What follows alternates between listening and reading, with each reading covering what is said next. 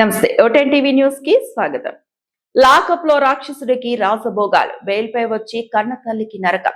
గుర్రం బుజ్జమ్మ హత్య వెనుక దారుణ నిజాలు. సమాజంలో చనిపోయిన రౌడీ షీటర్ల ఇళ్లకు రాజకీయ నాయకులు వెళ్లి పరామర్శలు చేశారు.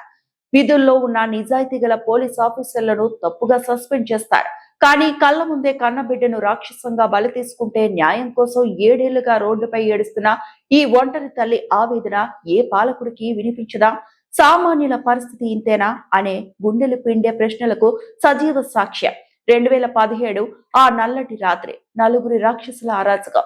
బాధిత తల్లి గుర్రం దుర్గా తెలిపిన వివరాల ప్రకారం 7 ఏళ్ల క్రితం 2017 28వ తేదీ రాత్రి నాటి భయానక సంఘటన ఇది. బలవంతంగా కిడ్నాప్. గుర్రం బుజ్జమ్మ అనే అమాయక ఆడబిడ్డను ఏర్పూర్ వంశీ అనే ప్రధాన నిందితుడు మేనత్త మేనమామతో తనతో పాటు వచ్చిన మరో 4 రాక్షసులతో కలిసి బలవంతంగా ఆటోలో ఎక్కించుకుని తీసుకెళ్లారు. తర్వాత నిందితుడు మేనత్త మేనమామలోని నీ కూతురు 3 రోజుల్లో కృష్ణానదిలో శవమే తేలిందని, కావాలంటే చూసుకోండి హెచ్చరించారు. ఆ తర్వాత 3 రోజులకు శవమే కనిపించిన గుర్రం బుజ్జమ్మ యాసిడ్ దాడి, దారుణ అత్యాచారం. ఆ అభాగ్యురాల్ని ఒక గదిలో బంధించి 4 కలిసి మృగంలా అనుభవించడమే కాకుండా కనీసం అరవకుండా ఉండేందుకు పాప చేతిని యాసిడ్ తో దారుణంగా కాల్చారు. ఆపై స్పృహ తప్పిన పాపను నీటిలో పడేసి అత్యంత కిరాతకంగా చంపేశారు.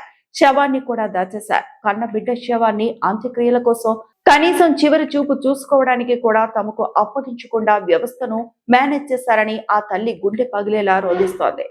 మా పాపకి ఇలా అన్యాయం జరిగింది. ఏర్పూర్ వంశీ అన్న అబ్బాయి మా పాపను తీసుకెళ్ళి చంపేసి 3 రోజులు ఒక గదిలో ఉంచి నీటిలో పడేసి చంపేశారు. కేసు గురించి కోర్టు గురించి 7 సంవత్సరాల నుంచి నేను తిరుగుతుంటే అరేంజ్మెంట్ చేస్తున్నారు. కేసు పోస్ట్కి వెళ్ళాక నువ్వు రాజీకి వస్తావా లేదా అని, చంపుతాం లేకపోతే నీ కూతురు పట్టే గతే పట్టుద్దని బెదిరిస్తున్నారు. బాగా నేను పోలీస్ స్టేషన్కి వెళ్ళి చెప్పి 2-3 సార్లు చెప్పినా కూడా ఎవరు పట్టించుకోవట్లేదు. పిలిచి గసురుతున్నారే కానీ ఏమీ చెప్పట్లేదు. ఏంటండి ఇలా చేస్తున్నారంటే, కోర్టులో కేసు అయింది కదమ్మా, కోర్టులో చూసుకోండి అంటున్నారు పోలీసు వాళ్ళు కూడా. కాశీ విశ్వనాథ్ గారు పాత అతను 7 సంవత్సరాల కింద వంటంలో చేసిన సీఏ గారికి మొత్తం తెలుసు. పాపని చంపినప్పుడు ప్రూఫ్లు మొత్తం సీఏ గారి దగ్గరే ఉన్నాయి. సార్ నా పాప చనిపోయిన బాడీ మీద బట్టలు కానీ పాప గుర్తులు కానీ అవి ఇవ్వలేదంటే ఇస్తామమ్మా, రేపురా ఎల్లుండ్రా జరిపొస్తున్నారండి. నేను పోలీస్ స్టేషన్కి వెళ్ళినప్పుడల్లా నువ్వు బయట కూర్చోమ్మా, టీ తాగిరా అంటున్నారు. పెద్దలారా 2 కార్లు వచ్చారు, సీఏ గారితో మాట్లాడారు. అసలు వెనకాల ఎవరున్నారు, ఏం జరిగింది ఏమీ తెలియదు నాకు. నన్ను పద్దాకాళ్ళు కోర్టుకి వెళ్ళినప్పుడు బెదిరించి నీ పిల్లకి పట్టే గతే నీకు పట్టుద్ది అని బాగా బెదిరిస్తున్నారు. నేను ఎలా బతకాలి, నాకు భర్త లేరు, తల్లి తండ్రి కూడా ఎవరు లేరు, చూసేవాళ్ళు కూడా. నా పాపను దారుణంగా చంపేశారు. ఏమేనంటే న్యాయం చేయకపోతే నన్ను అరెస్ట్మెంట్ చేస్తున్నారు. నీ కూతురు పట్టే గతే నీకు పట్టుద్దని ఏర్పూర్ వంశీ వాడి ఫ్యామిలీ మొత్తం వాళ్ళు నన్ను బెదిరించి ఎక్కడికి వెళ్ళినా సరే నన్ను బతకనెత్తలా ఫాలో అవుతున్నారు. ఇప్పటికి 7 సార్లు చంపుతాక ట్రై చేసినా కూడా నా బాధ వెళ్ళి స్టేషన్ చెప్పినా కూడా ఎవరు పట్టించుకోవట్లేదు. నా పాపను 3 రోజులు ఒక గదిలో పెట్టి చాలా నరకం పెట్టి చంపారు. కనీసం బాడీ పోస్ట్మార్టం రిపోర్ట్లో కూడా నాకే 32, నా పిల్లకి 30 సంవత్సరాలని దొంగ రిపోర్ట్ పోస్ట్మార్టం రిపోర్ట్లో కూడా ఇలా చెప్పారు. అన్ని తారుమారు చేశారు. నాకు న్యాయం చేయవలసిందిగా కోరుకుంటున్నానండి. 3 ఏళ్ళు పుట్టిన సర్టిఫికేట్ ఇది, 13 ఏళ్ళు అండి పాపకి. పోస్ట్మార్టం రిపోర్ట్లో 32 ఏళ్ళు అని రాశారు. నాకే 30 అంటే నా పాపకి ఎలా 32 ఉంటాయండి. అన్నీ తారుమారు చేశారు. పాపని బట్టలు కూడా ఒంటి మీద ఉన్న బట్టలు రివర్స్, ప్యాంటు బ్రా వెనక్కి రివర్స్ వేశారు. మొత్తం దారుణంగా చేశారండి. అసలు శవాన్ని చూపిలా, కనీసం నా పిల్ల అచ్చకం చేసుకుంటా కూడా నాకు లేదు. ఆఖరి చూపు చూసుకుంటా బాడీ కూడా నాకు ఇవ్వలేదు. పాప గుర్తులు ఉన్నాయి, అయ్యానో చూసుకుంటా ఆఖరిసారి ఇవ్వండి, అది కూడా ఇవ్వట్లా. నన్ను చాలా దారుణం చేస్తారండి. నా బిడ్డని ఇలా చంపారు, నన్ను ఇలా చేస్తా అంటున్నారు. నేను ఎవరికి వెళ్ళి చెప్పుకోవాలి? నాకు తల్లి తండ్రి భర్త కూడా లేరు, చనిపోయారు భర్త కూడా. మీరు న్యాయం చేయవలసిన స్టేషన్ చుట్టూ తిరిగితే స్టేషన్ దగ్గరికి వెళ్ళి వాళ్ళు ఏం మాట్లాడట్లా. పోలీసు వాళ్ళు కూడా రేపు రమ్మ ఎల్లుండి రమ్మ అని అంటే చెప్పాను. ఏం ప్రూఫ్లు ఉన్నాయి? ఏం ప్రూఫ్లు? ఇప్పుడు బిడ్డ కళ్ళ ముందు చంపి ఇలా శవాన్ని కూడా ఇంకేం ప్రూఫ్లు తేరండి? నేను ఒంటరి ఆడదాన్ని, కష్టపడి బతకాలి. ఎక్కడికైనా వెళ్దామంటే ప్రాణపోయి ఎలా బతకాలి? ఎక్కడికైనా వెళ్దామంటే నేను చంపుతాను, ఎమ్మడి పడతారు ఆటోలు వేసుకొని బండ్లు వేసుకొని.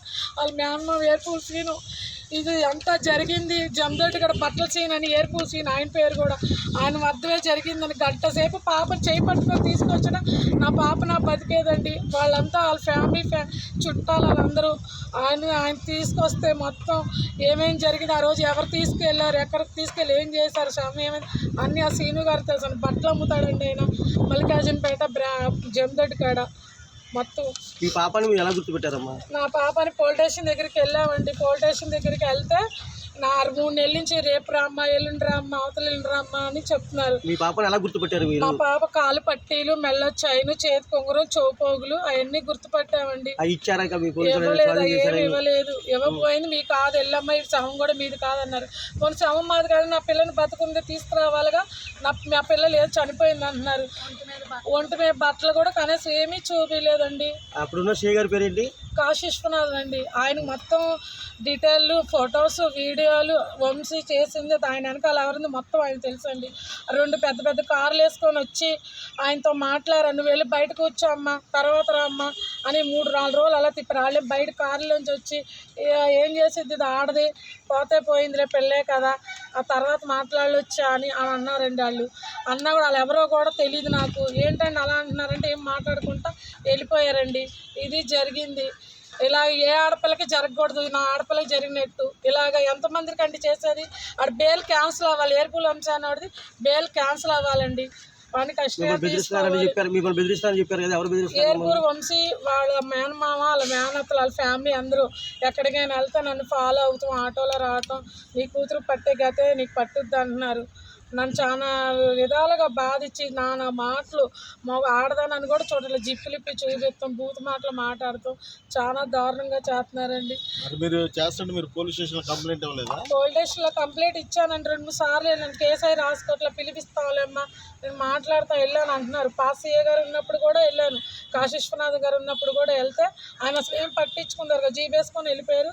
ఒక నైట్ అర్ధరాత్రి అప్పుడు 1:12 మా ఇంటికి వచ్చారు కార్పొరేటర్ని తీసుకొచ్చి అమ్మ నీకు ఏం కావాలంటే ఇల్లు కావాలా, డబ్బులు కావాలా, ఏం కావాలని ఇస్తాను. నాకేం వద్దండి, నా భర్త నా బిడ్డే లేరు, ఏం చేసుకోరండి ఇవన్నీ, నా బిడ్డకి న్యాయం కావాలి, నాకేం వద్దని గట్టిగా అరిచాను. చుట్టుపక్కల వాళ్ళు అందరూ అన్నారు ఏంటండి ఈ టైంలో రాకూడదు అనేసరికి గబగబా దిగెళ్ళిపోయారండి జీప్ వేసుకొని. ఇది జరిగిందండి. కావాలని నా బిడ్డ శవాన్ని కూడా నాకు ఇవ్వకుండా వీళ్ళందరూ కావాలని వెనకాల పెద్ద వాళ్ళు ఉన్నారండి, ఇవన్నీ కావాలని నాకు చేశారు. నా బిడ్డ శవాన్ని కానీ కనీసం నా పిల్ల గుర్తులు కూడా నాకు ఇవ్వలేదు. నాకు న్యాయం చేయవచ్చు.